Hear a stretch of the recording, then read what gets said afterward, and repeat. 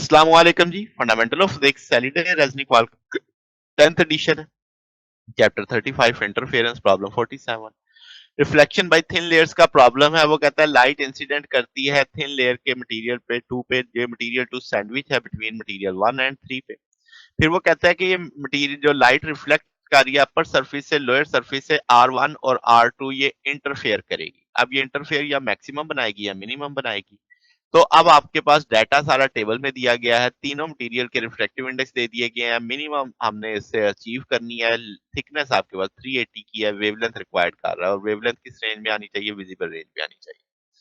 अब given data को अगर हम स्टडी करें तो गिवन डाटा की सिचुएशन कुछ यूं बन रही है कि आपके पास N2 वो मटेरियल जिसमें से हम है रिफ्लेक्शंस हो रही हैं अपर सरफेस लोअर सरफेस की, तो N2 लेस है किससे, N1 से, और फिर इसी तरीके से N2 लेस है किससे, N3 से।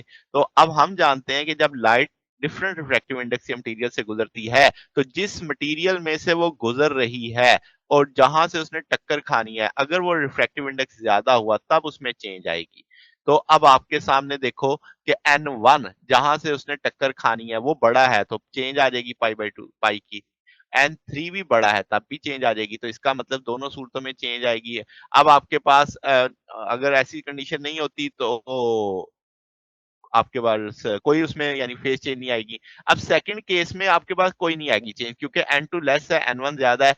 तो अब आपके पास वो मटेरियल जिसमें से वो गुजर रही है उसका रिफ्रैक्टिव इंडेक्स लेस है और जहां सामने टक्कर खानी वो ज्यादा है, जबकि यहाँ पे इसमें कोई चेंज नहीं आएगी। तो वो पाई बाई की चेंज तो आ गई उसमें, तो ये डिस्ट्रक्टिव तो खुद ही कर देगी, उसने डिस्ट्रक्टिव ही रिक्वायर्ड किया था।